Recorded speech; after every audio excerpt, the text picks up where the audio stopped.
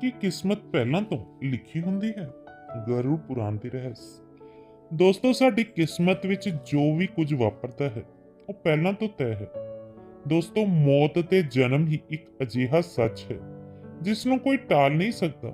ਪਰ ਦੋਸਤੋ, ਅਸੀਂ ਇਹ ਨਹੀਂ ਜਾਣ ਪਾਉਂਦੇ ਕਿ ਸਾਡੀ ਕਿਸਮਤ ਸਾਡੇ ਜਨਮ ਤੋਂ ਪਹਿਲਾਂ ਹੀ ਲਿਖੀ ਹੁੰਦੀ ਹੈ ਜਾਂ ਜਨਮ ਤੋਂ ਬਾਅਦ।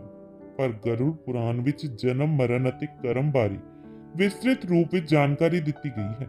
ਤਾਂ ਆਓ ਸ਼ੁਰੂਆਤ ਕਰਦੇ ਹਾਂ ਗਰੁੜ ਪੁਰਾਣ ਦੀ ਉਸ ਗਿਆਨਵਰਧਕ ਪੇਸ਼ਕਾਰੀ ਦੀ ਕਿ ਮਨੁੱਖ ਦੀ ਕਿਸਮਤ ਕਦੋਂ ਲਿਖੀ ਜਾਂਦੀ ਹੈ। ਕਿ ਮਨੁੱਖ ਦੀ ਕਿਸਮਤ ਉਸਦੇ ਜਨਮ ਤੋਂ ਪਹਿਲਾਂ ਲਿਖੀ ਜਾਂਦੀ ਹੈ ਜਾਂ ਜਨਮ ਤੋਂ ਬਾਅਦ। ਦੋਸਤੋ, ਗਰੁੜ ਪੁਰਾਣ ਦੀ ਇਸ ਗਿਆਨਵਰਧਕ ਪੇਸ਼ਕਾਰੀ ਵਿੱਚ ਤੁਸੀਂ ਗੁੰਮ ਹੋ ਜਾਓ ਉਸ ਤੋਂ ਪਹਿਲਾਂ ਅਸੀਂ ਤੁਹਾਨੂੰ ਦੱਸ ਦਈਏ ਕਿ ਇਸ ਵੀਡੀਓ ਨੂੰ ਅੱਧਾ ਅਧੂਰਾ ਦੇਖਣ ਦੀ ਗਲਤੀ ਬਿਲਕੁਲ ਵੀ ਨਾ ਕਰੋ, ਕਿਉਂਕਿ ਇਹ ਗਰੁੜ ਪੁਰਾਣ ਦੀ ਗਿਆਨਵਰਧਕ ਪੇਸ਼ਕਾਰੀ ਹੈ ਜੋ ਤੁਹਾਡੇ ਜੀਵਨ ਨਾਲ ਜੁੜੀ ਹੋਈ ਹੈ। ਗਰੁੜ ਪੁਰਾਣ ਦੀ ਇਸ ਰਹੱਸਮਈ ਗਿਆਨ ਨੂੰ ਜਾਣਨ ਤੋਂ ਬਾਅਦ ਤੁਹਾਡੇ ਜੀਵਨ ਨਾਲ ਜੁੜੇ ਸਾਰੇ ਲੋਭ, ਕ੍ਰੋਧ, ਮੋਹ ਅਤੇ ਦੁੱਖਾਂ ਦਾ ਅੰਤ ਹੋਵੇਗਾ।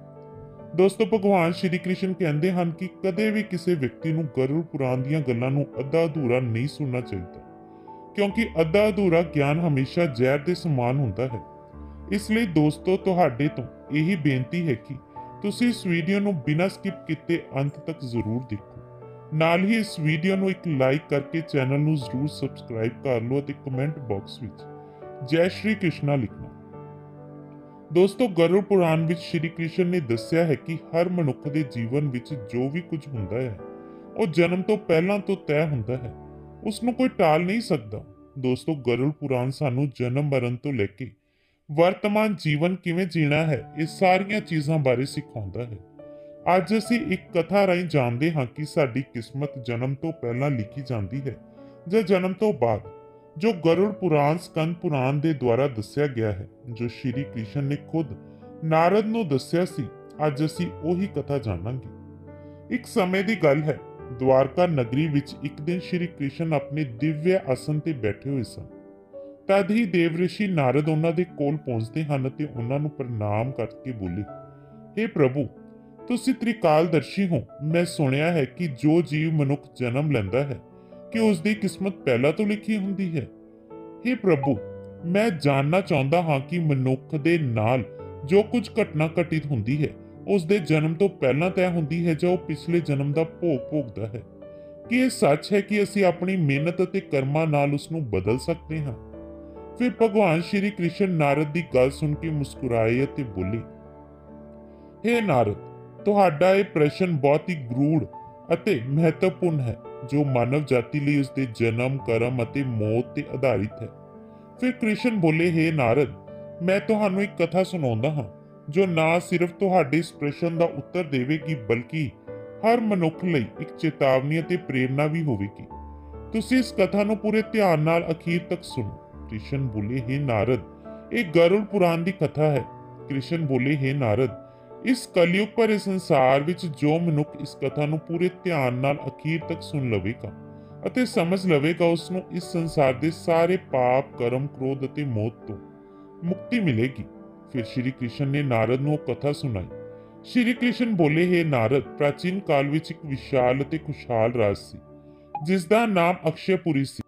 ਉਸ ਰਾਜ ਦਾ ਸ਼ਾਸਕ ਰਾਜਾ ਰਤਨਤਰ ਸੀ। ਰਾਜਾ ਰਤਨਤਰ ਅਤਿਅੰਤ ਧਰਮਾਤਮਾ ਤੇ ਨਿਆਂ ਪ੍ਰੇਮੀ ਸੀ। ਉਹ ਹਮੇਸ਼ਾ ਆਪਣੇ ਰਾਜ ਦੀ ਪ੍ਰਜਾ ਦੇ ਕਲਿਆਣ ਲਈ ਕੰਮ ਕਰਦਾ ਸੀ ਅਤੇ ਧਰਮ ਦਾ ਪਾਲਨ ਕਰਦਾ ਸੀ। ਉਸ ਨੂੰ ਭਗਵਾਨ ਤੋਂ ਇੱਕ ਸੰਤਾਨ ਦਾ ਆਸ਼ੀਰਵਾਦ ਚਾਹੀਦਾ ਸੀ ਤਾਂ ਕਿ ਉਹ ਆਪਣੇ ਰਾਜ ਦਾ ਕਾਰਜਭਾਰ ਕਿਸੇ ਯੋਗ ਅਧਿਕਾਰੀ ਨੂੰ ਸੌਂਪ ਸਕੇ।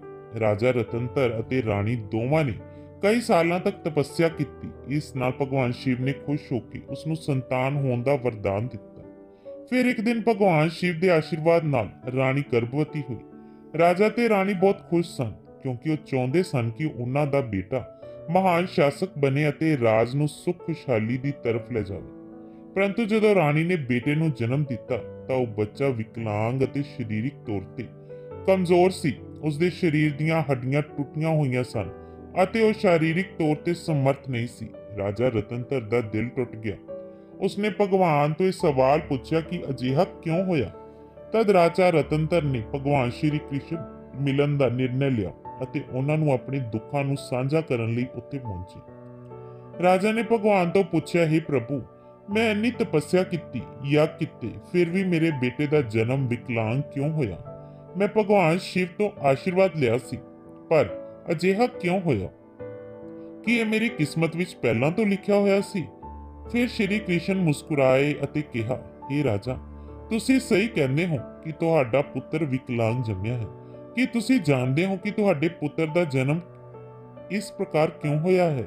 ਇਹ ਤੁਹਾਡੇ ਦੁਆਰਾ ਕੀਤੇ ਗਏ ਪੂਰਵ ਜਨਮਾਂ ਦੇ ਕਰਮਾਂ ਦਾ ਫਲ ਹੈ। ਇਹ ਤੁਹਾਡੇ ਪਿਛਲੇ ਜਨਮ ਦੇ ਕਰਮਾਂ ਦਾ ਨਤੀਜਾ ਹੈ ਜੋ ਤੁਹਾਡੀ ਕਿਸਮਤ ਵਿੱਚ ਲਿਖਿਆ ਹੋਇਆ ਸੀ। ਲੇਕਿਨ ਇਸ ਦਾ ਕਾਰਨ ਇਹ ਨਹੀਂ ਕਿ ਤੁਹਾਡੀ ਕਿਸਮਤ ਪਹਿਲਾਂ ਤੋਂ ਨਿਰਧਾਰਿਤ ਸੀ। ਇਹ ਘਟਨਾ ਤੁਹਾਡੇ ਅਤੇ ਤੁਹਾਡੇ ਬੇਟੇ ਦੇ ਕਰਮਾਂ ਦਾ ਫਲ ਹੈ ਜੋ ਉਸ ਦੇ ਪਿਛਲੇ ਜਨਮਾਂ ਨਾਲ ਜੁੜਿਆ ਹੋਇਆ ਹੈ। ਰਾਜਾ ਨੇ ਅਚੰਭਿਤ ਹੁੰਦੇ ਹੋਏ ਪੁੱਛਿਆ, हे ਪ੍ਰਭੂ, ਕੀ ਕਿਸਮਤ ਅਸਲ ਵਿੱਚ ਪਹਿਲਾਂ ਤੋਂ ਲਿਖੀ ਹੁੰਦੀ ਹੈ? ਸ਼੍ਰੀ ਕ੍ਰਿਸ਼ਨ ਨੇ ਕਿਹਾ, ਜਨਮ, ਮਰਨ ਤੇ ਜੀਵਨ ਦੇ ਉਤਾਰ ਚੜਾਵ ਪਹਿਲਾਂ ਤੋਂ ਨਿਰਧਾਰਿਤ ਹੁੰਦੇ ਹਨ, ਲੇਕਿਨ ਅਸੀਂ ਜੋ ਕਰਮ ਕਰਦੇ ਹਾਂ ਉਹ ਸਾਡੀ ਕਿਸਮਤ ਨੂੰ ਬਦਲ ਸਕਦੇ ਹਨ। ਜਿਸ ਦਿਨ ਤੁਹਾਡੇ ਬੇਟੇ ਦਾ ਜਨਮ ਹੋਇਆ, ਉਸ ਦਿਨ ਤੁਸੀਂ ਇੱਕ ਵਿਸ਼ੇਸ਼ ਸੰਤਾਨ ਦਾ ਵਰਦਾਨ ਪ੍ਰਾਪਤ ਕੀਤਾ ਸੀ, ਲੇਕਿਨ ਉਸ ਸੰਤਾਨ ਨੂੰ ਚੁਣੌਤੀਆਂ ਮਿਲਣਾ ਜ਼ਰੂਰੀ ਸੀ ਤਾਂ ਕਿ ਉਹ ਆਪਣੇ ਜੀਵਨ ਵਿੱਚ ਧੀਰਜ, ਸਾਹਸ ਅਤੇ ਪਰਾਕਰਮ ਨੂੰ ਵਿਕਸਿਤ ਕਰ ਸਕੇ। ਲੇਕਿਨ ਉਸ ਦਾ ਭਵਿੱਖ ਕੇਵਲ ਉਸ ਸਮੇਂ ਦੇ ਕਰਮਾਂ ਨਾਲ ਨਹੀਂ ਹੁੰਦਾ ਹੈ, ਬਲਕਿ ਇਹ ਤੁਹਾਡੇ ਪਿਛਲੇ ਜਨਮਾਂ ਦੇ ਕਰਮਾਂ ਦਾ ਨਤੀਜਾ ਹੈ। ਸ਼੍ਰੀ ਕ੍ਰਿਸ਼ਨ ਨੇ ਰਾਜਾ ਰਤਨਧਰ ਨੂੰ ਕਿਹਾ, हे ਰਾਜਨ, ਕਿਸਮਤ ਅਤੇ ਕਰਮ ਵਿੱਚ ਬਹੁਤ ਡੂੰਘਾ ਸੰਬੰਧ ਹੈ। ਸਾਡੇ ਕਰਮ ਹੀ ਸਾਡੀ ਕਿਸਮਤ ਦਾ ਨਿਰਮਾਣ ਕਰਦੇ ਹਨ। ਇਹੀ ਕਾਰਨ ਹੈ ਕਿ ਸਾਨੂੰ ਜੀਵਨ ਵਿੱਚ ਆਪਣੇ ਕਰਮਾਂ ਨੂੰ ਹਮੇਸ਼ਾ ਧਰਮ ਅਤੇ ਸੱਚਾਈ ਦੇ ਮਾਰਗ ਤੇ ਰੱਖਣਾ ਚਾਹੀਦਾ ਹੈ। ਲੇਕਿਨ ਯਾਦ ਰੱਖੋ, ਤੁਹਾਡੇ ਬੇਟੇ ਦੇ ਜੀਵਨ ਵਿੱਚ ਜੋ ਕਠਿਨਾਈ ਹੈ ਉਹ ਉਸ ਦੀ ਪ੍ਰੀਖਿਆ ਹੈ। ਜੇ ਉਹ ਧੀਰਜ ਅਤੇ ਸਾਹਸ ਨਾਲ ਇਹਨਾਂ ਕਠਿਨਾਈਆਂ ਦਾ ਸਾਹਮਣਾ ਕਰਦਾ ਹੈ ਤਾਂ ਉਹ ਆਪਣੀ ਕਿਸਮਤ ਨੂੰ ਬਦਲ ਸਕਦਾ ਹੈ। ਇੱਕ ਦਿਨ ਉਹ ਉਹੀ ਕਾਰਜ ਕਰੇਗਾ ਜਿਸ ਦੀ ਕਲਪਨਾ ਤੁਸੀਂ ਆਪਣੇ ਜੀਵਨ ਵਿੱਚ ਕੀਤੀ ਸੀ। ਫਿਰ ਰਾਜਾ ਰਤਨਧਰ ਨੇ ਪੁੱਛਿਆ, हे ਪ੍ਰਭੂ, ਕੀ ਮੈਂ ਅਤੇ ਮੇਰੇ ਪੁੱਤਰ ਆਪਣੀ ਕਿਸਮਤ ਨੂੰ ਬਦਲ ਸਕਦੇ ਹਾਂ? ਸ਼੍ਰੀ ਕ੍ਰਿਸ਼ਨ ਨੇ ਉੱਤਰ ਦਿੱਤਾ, ਬਿਲਕੁਲ, ਤੁਸੀਂ ਦੋਵੇਂ ਹੀ ਆਪਣੀ ਕਿਸਮਤ ਨੂੰ ਬਦਲ ਸਕਦੇ ਹੋ। ਤੁਹਾਡੇ ਬੇਟੇ ਦੇ ਜਨਮ ਦੇ ਸਮੇਂ ਜੋ ਵਿਕਲਾਂਗਤਾ ਸੀ ਉਹ ਉਸ ਦੇ ਕਰਮਾਂ ਦਾ ਫਲ ਸੀ, ਲੇਕਿਨ ਉਸ ਦਾ ਭਵਿੱਖ ਤੁਹਾਡੇ ਚੰਗੇ ਕਰਮਾਂ ਤੇ ਨਿਰਭਰ ਕਰਦਾ ਹੈ। ਜੇ ਤੁਸੀਂ ਉਸ ਨੂੰ ਸਾਹਸ, ਧੀਰਜ ਅਤੇ ਆਤਮ ਵਿਸ਼ਵਾਸ ਨਾਲ ਭਰ ਦਿਓਗੇ ਤਾਂ ਉਹ ਆਪਣੀ ਕਿਸਮਤ ਨੂੰ ਬਦਲ ਸਕਦਾ ਹੈ। ਤੁਹਾਡੇ ਅੱਛੇ ਕਰਮਾਂ ਦੇ ਨਤੀਜੇ ਵਜੋਂ ਉਹ ਇੱਕ ਦਿਨ ਮਹਾਨ ਬਣੇਗਾ ਅਤੇ ਰਾਜ ਦਾ ਭਾਰ ਸੰਭਾਲਣ ਵਿੱਚ ਸਮਰਥ ਹੋਵੇਗਾ। ਫਿਰ ਭਗਵਾਨ ਸ਼੍ਰੀ ਕ੍ਰਿਸ਼ਨ ਨੇ ਅੱਗੇ ਕਿਹਾ, ਕਿਸਮਤ ਇੱਕ ਚੱਕਰ ਦੇ ਸਮਾਨ ਹੈ ਜੋ ਕਰਮਾਂ ਦੇ ਆਧਾਰ ਤੇ ਘੁੰਮਦਾ ਰਹਿੰਦਾ ਹੈ। ਜਦੋਂ ਤੁਸੀਂ ਅੱਛੇ ਕਰਮ ਕਰਦੇ ਹੋ ਤਾਂ ਤੁਸੀਂ ਆਪਣੀ ਕਿਸਮਤ ਨੂੰ ਸੁਖਮਈ ਬਣਾ ਸਕਦੇ ਹੋ।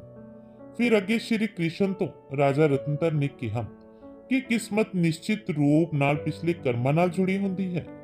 ਸ਼੍ਰੀ ਕ੍ਰਿਸ਼ਨ ਬੋਲੇ, ਹਾਂ, ਲੇਕਿਨ ਉਸ ਨੂੰ ਬਦਲਣ ਦੀ ਸ਼ਕਤੀ ਤੁਹਾਡੇ ਹੱਥਾਂ ਵਿੱਚ ਹੈ।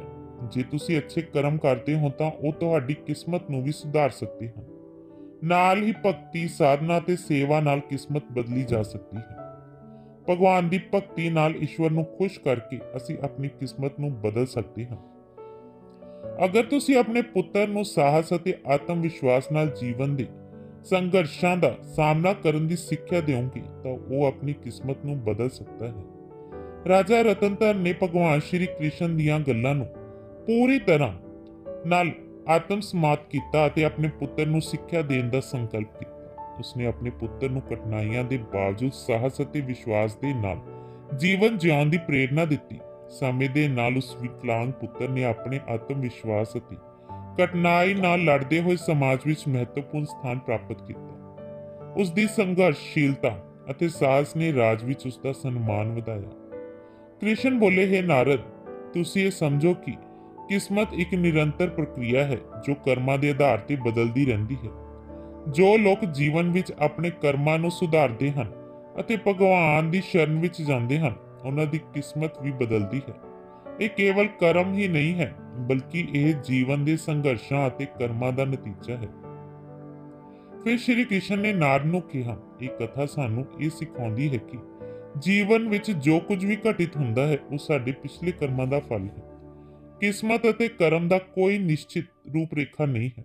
ਸਾਡਾ ਕਰਮ ਸਾਡੀ ਕਿਸਮਤ ਬਦਲ ਸਕਦਾ ਹੈ। ਦੋਸਤੋ, ਗਰੁੜ ਪੁਰਾਣ ਸਾਨੂੰ ਸਿਖਾਉਂਦੇ ਹਨ, ਜੇ ਅਸੀਂ ਅੱਛੇ ਕਰਮ ਕਰਦੇ ਹਾਂ ਅਤੇ ਸੱਚਾਈ ਦੀ ਰਾਹ ਤੇ ਚੱਲਦੇ ਹਾਂ ਅਤੇ ਈਸ਼ਵਰ ਦਾ ਧਿਆਨ ਕਰਦੇ ਹਾਂ ਤਾਂ ਅਸੀਂ ਆਪਣੇ ਜੀਵਨ ਦੀ ਦਿਸ਼ਾ ਬਦਲ ਸਕਦੇ ਹਾਂ। ਫਿਰ ਸ਼੍ਰੀ ਕ੍ਰਿਸ਼ਨ ਨੇ ਨਾਰਦ ਨੂੰ ਕਿਹਾ, हे ਨਾਰਦ, ਇਹ ਸੰਸਾਰ ਕਰਮਾਂ ਦਾ ਦਰਪਣ ਹੈ। ਜੋ ਜੈਸਾ ਕਰਮ ਕਰੇਗਾ ਉਹ ਵੈਸਾ ਫਲ ਭੋਗੇਗਾ। ਮਨੁੱਖ ਨੂੰ ਇਹ ਧਿਆਨ ਰੱਖਣਾ ਚਾਹੀਦਾ ਹੈ ਕਿ ਮਾਤਾ ਪਿਤਾ ਦੀ ਸੇਵਾ, ਦੂਸਰੇ ਦੀ ਸਹਾਇਤਾ ਅਤੇ ਈਸ਼ਵਰ ਦਾ ਧਿਆਨ ਹੀ ਸਭ ਤੋਂ ਵੱਡਾ ਧਰਮ ਹੈ। ਇਹ ਕਥਾ ਸਾਨੂੰ ਇਹ ਸਿਖਾਉਂਦੀ ਹੈ ਕਿ ਸਾਡੀ ਕਿਸਮਤ ਪਿਛਲੇ ਕਰਮਾਂ ਦਾ ਫਲ ਹੈ। ਹਰ ਪਾਪ ਦਾ ਦੰਡ, ਹਰ ਪੁੰਨ ਦਾ ਫਲ ਨਿਸ਼ਚਿਤ ਹੁੰਦਾ ਹੈ। ਦੋਸਤੋ, ਕਿਸਮਤ ਨਿਸ਼ਚਿਤ ਰੂਪ ਨਾਲ ਜਨਮ ਤੋਂ ਪਹਿਲਾਂ ਲਿਖੀ ਜਾਂਦੀ ਹੈ, ਲੇਕਿਨ ਅਸੀਂ ਆਪਣੇ ਜੀਵਨ ਦੇ ਸੰਘਰਸ਼, ਸੱਚ, ਧਰਮ ਅਤੇ ਈਸ਼ਵਰ ਦੀ ਭਗਤੀ ਨਾਲ ਆਪਣੀ ਕਿਸਮਤ ਨੂੰ ਬਦਲ ਸਕਦੇ ਹਾਂ। ਦੋਸਤੋ, ਗਰੁੜ ਪੁਰਾਣ ਵਿੱਚ ਸ਼੍ਰੀ ਕ੍ਰਿਸ਼ਨ ਨੇ ਮਨੁੱਖ ਨੂੰ ਜੀਵਨ ਜੀਣ ਲਈ 3 ਮੁੱਖ ਉਪਦੇਸ਼ ਦਿੱਤੇ ਹਨ, ਜਿਨ੍ਹਾਂ ਤੇ ਚੱਲ ਕੇ ਅਸੀਂ ਆਪਣੀ ਕਿਸਮਤ ਨੂੰ ਦੇ ਕਰਮਾਂ ਨੂੰ ਬਦਲ ਸਕਦੇ ਹਾਂ। ਨੰਬਰ 1, ਆਪਣੇ ਧਰਮ ਦਾ ਪਾਲਨ ਕਰਨਾ। ਮਨੁੱਖ ਦਾ ਜਨਮ ਕਿਸੇ ਖਾਸ ਉਦੇਸ਼ ਲਈ ਹੁੰਦਾ ਹੈ। ਜੋ ਮਨੁੱਖ ਨੂੰ ਆਪਣੇ ਪਿਛਲੇ ਜਨਮ ਵਿੱਚ ਪਾਪ ਕੀਤਾ ਹੈ, ਉਹ ਇਸ ਜਨਮ ਵਿੱਚ ਵੀ ਉਸ ਪਾਪ ਦਾ ਭੋਗ ਭੋਗਦਾ ਹੈ, ਕਿਉਂਕਿ ਮਨੁੱਖ ਦੇ ਜਨਮ ਤੋਂ ਪਹਿਲਾਂ ਉਸ ਦਾ ਜਨਮ ਤੋਂ ਮਰਨ ਤੱਕ ਦੀ ਕਿਸਮਤ ਪਹਿਲਾਂ ਤੈਅ ਹੁੰਦੀ ਹੈ। ਇਸ ਲਈ ਦੋਸਤੋ, ਗਰੁੜ ਪੁਰਾਣ ਵਿੱਚ ਸ਼੍ਰੀ ਕ੍ਰਿਸ਼ਨ ਨੇ ਦੱਸਿਆ ਹੈ, ਮਨੁੱਖ ਨੂੰ ਹਮੇਸ਼ਾ ਧਰਮ ਅਤੇ ਸੱਚ ਦਾ ਪਾਲਨ ਕਰਨਾ ਚਾਹੀਦਾ ਹੈ। ਇਸ ਨਾਲ ਅਸੀਂ ਆਪਣੇ ਪਿਛਲੇ ਜਨਮ ਦੇ ਪਾਪ ਤੋਂ ਬਚ ਸਕਦੇ ਹਾਂ। ਈਸ਼ਵਰ ਦੀ ਭਗਤੀ ਨਾਲ ਅਸੀਂ ਆਪਣਾ ਜੀਵਨ ਬਦਲ ਸਕਦੇ ਹਾਂ। ਅਸੀਂ ਸਭ ਤੋਂ ਉਚਾਈ ਤੱਕ ਪਹੁੰਚ ਸਕਦੇ ਹਾਂ। ਨੰਬਰ 2, ਮਾਤਾ ਪਿਤਾ ਦੀ ਸੇਵਾ ਅਤੇ ਆਦਰ ਕਰਨਾ। ਗਰੁੜ ਪੁਰਾਣ ਵਿੱਚ ਸ਼੍ਰੀ ਕ੍ਰਿਸ਼ਨ ਕਹਿੰਦੇ ਹਨ ਕਿ ਮਨੁੱਖ ਨੂੰ ਹਮੇਸ਼ਾ ਆਪਣੇ ਮਾਤਾ ਪਿਤਾ ਦੀ ਸੇਵਾ ਕਰਨੀ ਚਾਹੀਦੀ ਹੈ, ਕਿਉਂਕਿ ਮਾਤਾ ਪਿਤਾ ਦੇ ਚਰਨਾਂ ਵਿੱਚ ਹੀ ਤਿੰਨੋਂ ਲੋਕਾਂ ਦਾ ਸਵਰਗ ਹੈ।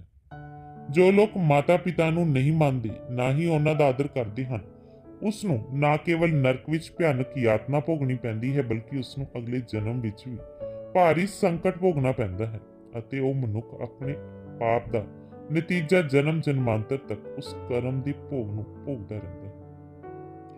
ਨੰਬਰ 3, ਅਹੰਕਾਰ ਦਾ ਤਿਆਗ। ਗਰੁੜ ਪੁਰਾਣ ਵਿੱਚ ਸ਼੍ਰੀ ਕ੍ਰਿਸ਼ਨ ਨੇ ਦੱਸਿਆ ਹੈ ਕਿ ਮਨੁੱਖ ਦਾ ਸਭ ਤੋਂ ਵੱਡਾ ਦੁਸ਼ਮਣ ਉਸ ਦਾ ਅਹੰਕਾਰ ਹੁੰਦਾ ਹੈ, ਜੋ ਮਨੁੱਖ ਨੂੰ ਆਪਣੇ ਕਰਮਾਂ ਤੋਂ ਦੂਰ ਕਰ ਦਿੰਦਾ ਹੈ।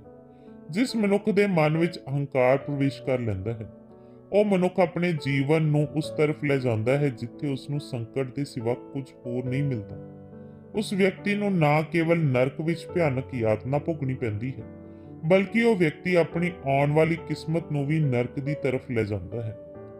ਦੋਸਤੋ, ਗਰੁੜ ਪੁਰਾਣ ਸਾਨੂੰ ਸਿਖਾਉਂਦਾ ਹੈ ਕਿ ਇਹ ਜੀਵਨ ਸਾਡੇ ਕਰਮਾਂ ਦਾ ਫਲ ਹੈ। ਇਹ ਗ੍ਰੰਥ ਸਾਨੂੰ ਇਹ ਸਮਝਣ ਦੀ ਪ੍ਰੇਰਨਾ ਦਿੰਦਾ ਹੈ ਕਿ ਆਪਣੇ ਜੀਵਨ ਵਿੱਚ ਧਰਮ, ਸੱਚ, ਪਰਉਪਕਾਰ ਦਾ ਪਾਲਨ ਕਰਨਾ ਹੀ ਸਭ ਤੋਂ ਵੱਡਾ ਕਰਤੱਵ ਹੈ। ਆਤਮਾ ਦੀ ਮੁਕਤੀ ਅਤੇ ਅਗਲੇ ਜਨਮ ਵਿੱਚ ਉੱਚ ਜੂਨੀ ਪ੍ਰਾਪਤ ਕਰਨ ਲਈ ਮਨੁੱਖ ਨੂੰ ਆਪਣੇ ਕਰਮਾਂ ਦਾ ਧਿਆਨ ਰੱਖਣਾ ਚਾਹੀਦਾ ਹੈ। ਦੋਸਤੋ, ਉਮੀਦ ਕਰਦੇ ਹਾਂ ਕਿ ਗਰੁੜ ਪੁਰਾਣ ਦੁਆਰਾ ਸਾਰੇ ਦੱਸੇ ਗਏ ਗੱਲਾਂ ਨੂੰ ਅਵੰਸ਼ ਧਿਆਨ ਵਿੱਚ ਰੱਖੋ ਅਤੇ ਸੱਚ ਦੀ ਰਾਹ ਤੇ ਚੱਲੋ। ਇਸ ਨਾਲ ਆਉਣ ਵਾਲਾ ਜੀਵਨ ਅਤਿਅੰਤ ਸੁਖਦ ਹੋਵੇਗਾ। ਵੀਡੀਓ ਚੰਗੀ ਲੱਗੀ ਹੋਵੇ ਤਾਂ ਇਸ ਵੀਡੀਓ ਨੂੰ ਲਾਈਕ ਕਰਕੇ ਕਮੈਂਟ ਵਿੱਚ ਜੈ ਸ਼੍ਰੀ ਕ੍ਰਿਸ਼ਨ ਜ਼ਰੂਰ ਲਿਖ ਦਿਓ ਅਤੇ ਸਾਡੇ ਇਸ ਚੈਨਲ ਨੂੰ ਜ਼ਰੂਰ ਸਬਸਕ੍ਰਾਈਬ ਕਰੋ ਤਾਂ ਕਿ ਹਰ ਇੱਕ ਨਵਾਂ ਵੀਡੀਓ ਤੁਹਾਡੇ ਤੱਕ ਪਹੁੰਚ ਸਕੇ। ਧੰਨਵਾਦ।